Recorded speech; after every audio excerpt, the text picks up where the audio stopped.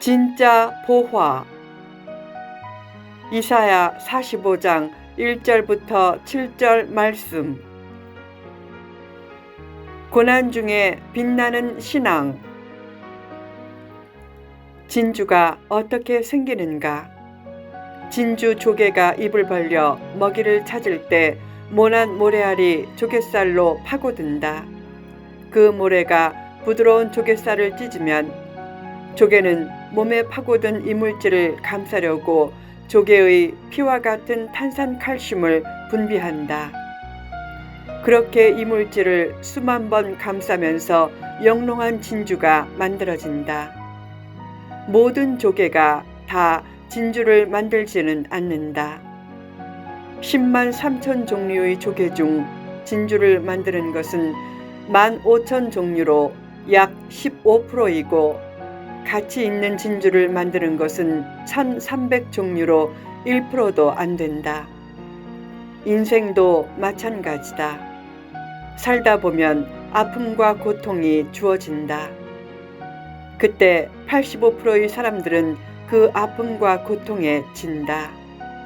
그래서 불평하고 원망하고 낙심하고 좌절하고 인격이 찌그러지고 가정이 깨진다. 그러나 15%의 사람들은 그 아픔과 고통을 통해 진주를 만들어낸다. 그 중에 1%의 사람들은 최고의 걸작 인생을 만들어낸다.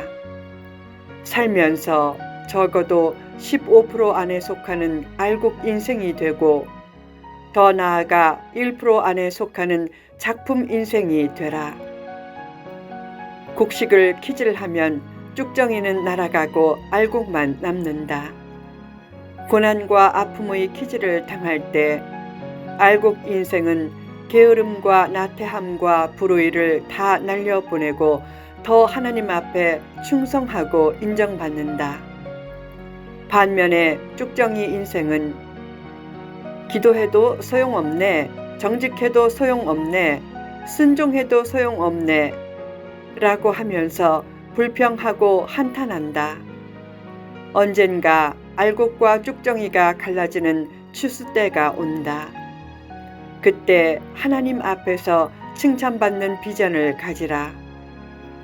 아직 내게 최상의 날은 오지 않았다. 준비하면 내일은 더 좋아진다.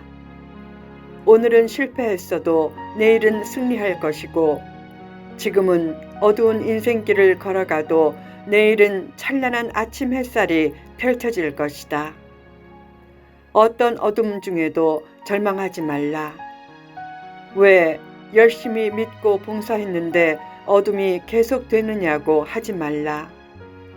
믿음은 투자가 아니라 하나님이 주신 삶에 감사하고 하나님의 꿈에 동참하는 것이다. 복이란 수익에 너무 관심을 두지 말라. 밤도 품고 살겠다고 하라. 어두운 밤일수록 별빛이 더욱 빛나듯이 삶이 어두울수록 더욱 빛나는 믿음을 가지라. 당대의 고레스가 되라.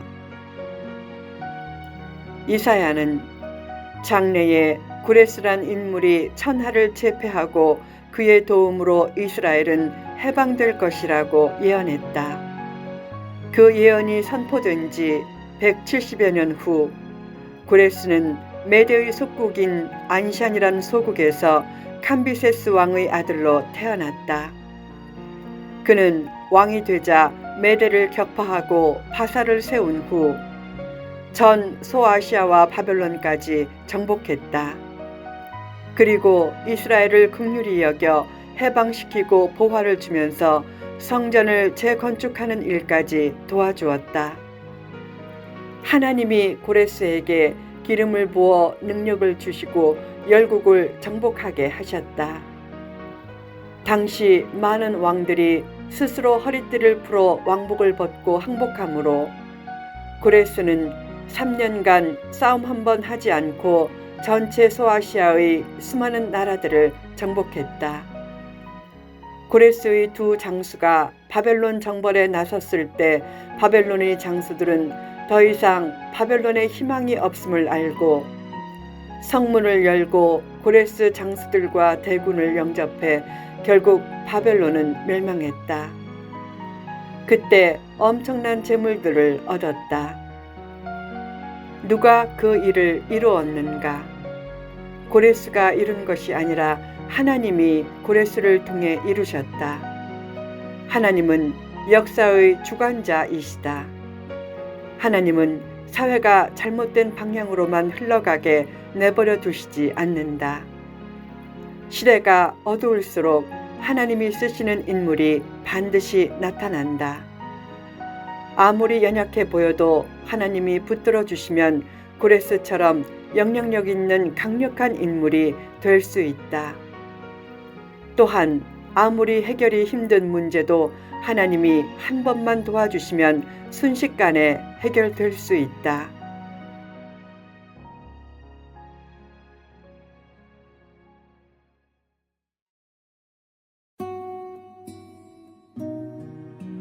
시대가 어둡게 되면 고레스가 기다려진다. 한국 교회에 기도의 고레스가 나오고 전도의 고레스가 나오고 헌신의 고레스가 나와야 한다. 또한 정치적인 고레스와 경제적인 고레스도 나와야 한다. 이제 기도하라. 하나님, 저를 이 시대의 고레스로 쓰시든지 아니면 저희 자녀와 손자 중에 당대의 고레스가 나오게 하소서.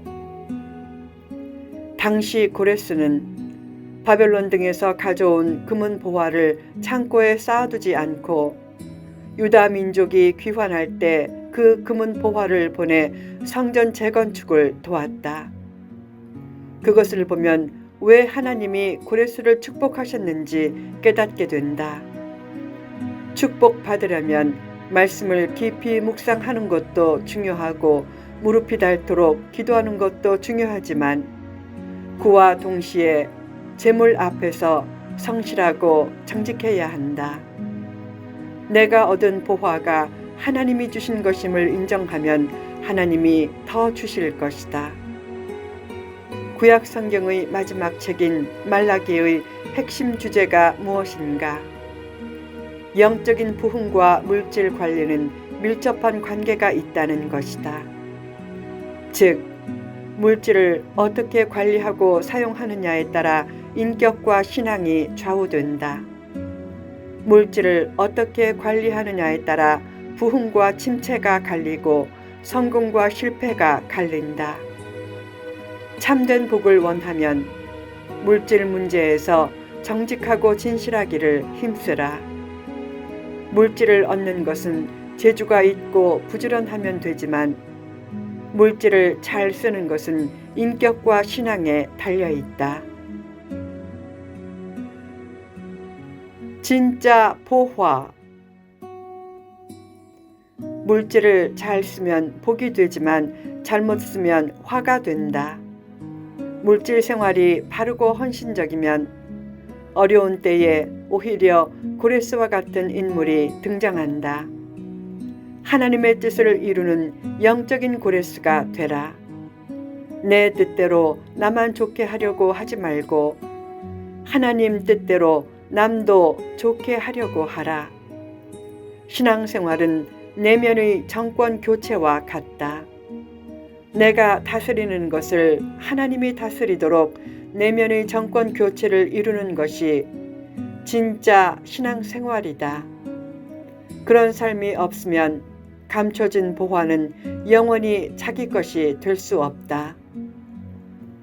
하나님은 하늘의 진짜 보화를 주기를 원하신다. 그래서 때로는 먼저 시련을 주신다. 시련의 때에 믿었던 사람이 내 곁을 떠나고 눈앞이 캄캄해질 때 비로소 보이지 않던 진짜 보화가 보이기 시작한다. 그때 하나님이 보이고 예수님의 음성이 들린다. 그때부터 교회에 자주 나오고 싶고 말씀을 더 듣고 싶고 예배 시간에 눈물이 쏟아지기 시작한다.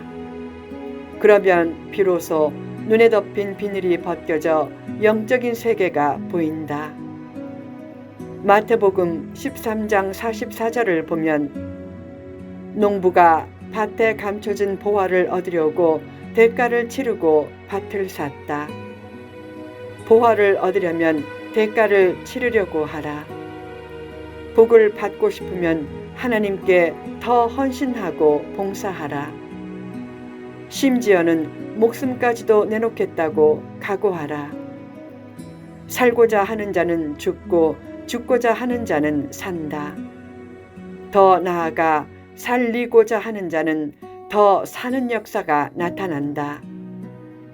값싼 은혜를 추구하지 말라.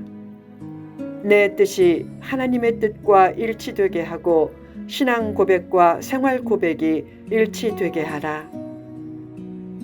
거짓 종교는 나를 위해 사는 길을 추구하게 하다가 화를 부르고, 참된 종교는 남을 위해 사는 길을 추구하게 하다가 복을 부른다. 남을 죽이고 내가 사는 길을 추구하는 것은 짐승처럼 되는 길이고, 나를 죽이고 남이 사는 길을 추구하는 것은 성도답게 되는 길이다. 후자의 길로 가야 하는 줄 알면서도 전자의 길로 갈 때가 얼마나 많은가. 그래도 하나님은 여전히 성도를 믿어주신다. 후자의 길은 하나님의 은혜가 없으면 갈 수 없다. 그래서 기독교는 은혜의 종교다. 하나님의 은혜를 앞세워 자기라는 울타리를 벗어나라.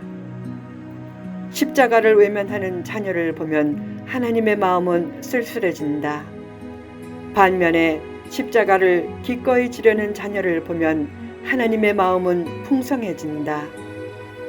십자가를 지고 누군가를 위해 살겠다고 마음먹은 순간부터 하나님은 그 마음에 넘치는 평안을 주실 것이다. 지금 결단하라. 나는 이 시대의 고레스가 되리라. 그리고 기도하라. 저를 이 시대의 고레스로 사용해 주소서. 오늘도 주신 말씀을 붙잡고 기도하오니 저뿐만 아니라 제가 속한 교회와 공동체에도 고레스와 같은 귀한 인물이 많이 일어나게 하소서.